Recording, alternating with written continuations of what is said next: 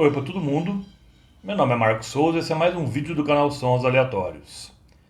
Eu já trago aqui uma banda britânica, lá para as bandas de Manchester, que se tornou ali o que eu digo de os patronos do punk melódico ou do pop punk, ou seja lá como você quer chamar. Falando aí dos formidáveis Buzzcocks.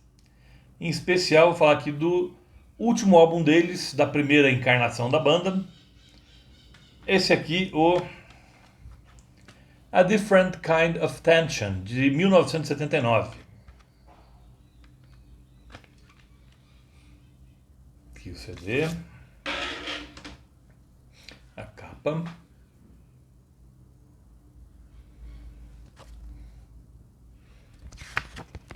Aqui temos também um encarte com letras. Um álbum bem colorido, de arte bem colorida. E os Buzzcocks se formaram ali em 1976, ali na efervescência ali do verão punk de 76, através de dois cidadãos, o Howard Trafford e o Peter McNish. O Howard Trafford, ele logo adotou um pseudônimo, virou Howard Devoto, e o Peter McNish adotou o pseudônimo de Picelli, é verdade. E eles, através de anúncios em jornais, tudo eles conseguiram congregar um baixista e um baterista. O Howard Devoto era apenas vocalista e o Picelli era guitarrista. E a primeira vez que eles conseguiram lançar alguma coisa foi com a formação com Howard Devoto nos vocais, Picelli na guitarra, o Steve Digley no baixo e o John Maher na bateria. E eles lançaram em janeiro de 1977, num selo próprio ali, independente, o New Hormones, o EP Spiral Scratch, com 4 canções. Mas ainda em 1977, logo em março, se não me engano, o Howard Devoto ficou meio insatisfeito ali com os rumos que a banda ia tomando, saiu e formou outra banda, aí mais de pós-punk, que é o Magazine, ficou conhecido também. E os Buzzcocks decidiram continuar sem ele. Aí nesse ínterim, o Steve Diggle passou do baixo para guitarra, passou a ter 2 guitarristas da banda, e o Pete Shelley assumiu, além da guitarra, os vocais. E inicialmente veio alguns baixistas aí, mas o próximo que gravou alguma coisa com a banda foi o Garth Smith, que gravou com eles o primeiro single deles, ainda em 1977, se não me engano, em outubro, que foi o Orgasm Addict, que foi um single que ficou bastante conhecido lá no Reino Unido por causa da capa. Uma capa de amarelo bem vivo ali, onde tinha uma montagem ali de uma mulher nua, mas com um ferro de passar roupa no lugar da cabeça. Essa capa fez bastante furor ali no Reino Unido ali em 1977. Porém, logo o Garth Smith, baixista, seria demitido. E daí entra outro baixista, o Steve Garvey, e aí sim, essa foi a formação clássica do Buzzcocks, que lançou os 3 álbuns da banda e os 11 singles restantes.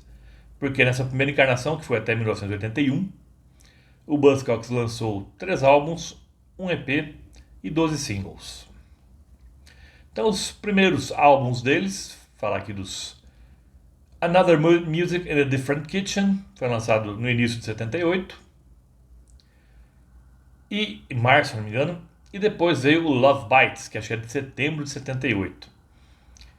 E esses dois, o Buzzcocks, essa trilogia dos primeiros álbuns deles, ficou conhecido como a trilogia das formas geométricas, porque o Another Music in a Different Kitchen aparece um quadrado, no Love Bites um círculo, e no Different Kind of Tension, que é de setembro de 1979, aparece um triângulo, como a gente pode ver aqui. E assim que o Howard Devoto saiu, eles deixaram de lado temas mais políticos e entraram de cabeça ali na letra do universo adolescente e jovem, do adolescente e do jovem britânico.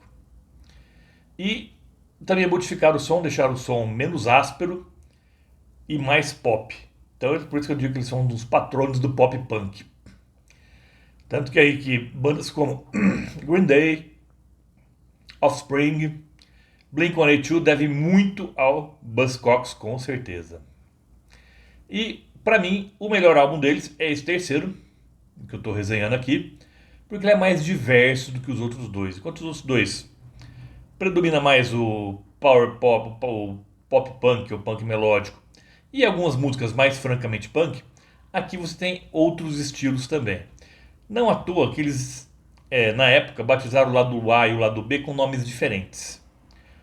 As 6 canções que compõem o lado A, daí eles foram, esse lado foi chamado de The Rose on the Chocolate Box, ou seja, a rosa na caixa de chocolate. E o que foi o lado B, que são as 6 canções restantes, são 12 canções ao todo, ficou como The Thorn Beneath the Rose, ou como O Espinho Embaixo da Rosa. Então, as 6 músicas aí do primeiro lado, tem as 3 primeiras são de pop punk mais característico impossível, e as 3 últimas já de um punk mais mordaz e menos melódico. Então a gente vai ter ali como representantes do pop punk mesmo. A gente vai ter Paradise, Sitting Around at Home e You Say You Don't Love Me. E Say You Don't Love Me saiu como single, inclusive também. Então essas 3 são representantes legítimas de pop punk, punk melódico. E a minha preferida dessas 3 aqui é Sitting Around at Home. Tem um ritmo contagiante e irresistível. Depois as 3 são de punk mais castiço mesmo, mais pauleira. Seriam You Know You Can't Help It, Mad Mad Judy e Raison d'être. E depois o lado B. A primeira música aí do lado B, que é I Don't Know What to Do With My Life, ainda é um pop punk, para não assustar muito logo de cara, mas o que vem depois é bem diferente. As músicas Money e Hollow Inside, que até são meio que ligadas, não tem um intervalo entre elas, já são mais voltadas para o hard rock mesmo, que é uma pegada bem hard rock, ficou ótimo. Principalmente Hollow Inside. Depois, a faixa título, A Different Kind of Tension, já tem um jeitão meio pós-punk, lembrando até The Cure em alguns momentos. E veio depois I Believe, que é uma música meio esquisita, começa meio punk, bem punk na verdade, mas depois ela vai ficando meio sombria, até vai ficando até meio assustadora. À medida que e tem mais de 7 minutos de duração. Aqui eles jogaram no lixo o dogmatismo que infelizmente assola o mundo punk, sempre assolou. Eles deram umas favas ao dogmatismo que só pode ter música de no máximo 3 minutos e 30, não pode ter mais do que isso. Aqui eles não quiseram nem saber, já botaram uma música de 7 minutos ali e uma música mais estranha. E fecha uma vinheta de menos de 1 minuto, que é Radio 9, que é eles brincando com o rádio ali. Então, esse é A Different Kind of Tension. Infelizmente a banda se separou em 1981. Após aí, em 1980 ela lança 3 singles. E depois separa por divergências internas, também por brigas com a gravadora, que era a United Artists. E nos Estados Unidos eles eram representados pela independente IRS. E depois, no final da década de 80, o Buzzcocks volta, inicialmente com a formação clássica. Mas logo depois o John Maher é substituído e ninguém menos do que Mike Joyce, o baterista do Smiths, que entra no lugar deles e fica por um breve período também. Depois vai ver o Steve Garvey também é sacado e sobra ali da formação clássica apenas o Pete Shelley e o Steve Diggle. Eles contratam outros músicos ali, lançam vários discos ali das décadas de 90, no ano 2000, no século 21 também. E, infelizmente, em 2018, o Pete Shelley falece de um ataque cardíaco. Ele estava vivendo lá em Tallinn, capital da Estônia, país báltico. E o Steve Diggle decide continuar o Buzzcocks sem ele. Então o Buzzcocks está nativo até hoje, mas com o Steve Diggle como o único remanescente aí dos tempos áureos aí do Buzzcocks, ali dos anos 70 e início dos anos 80.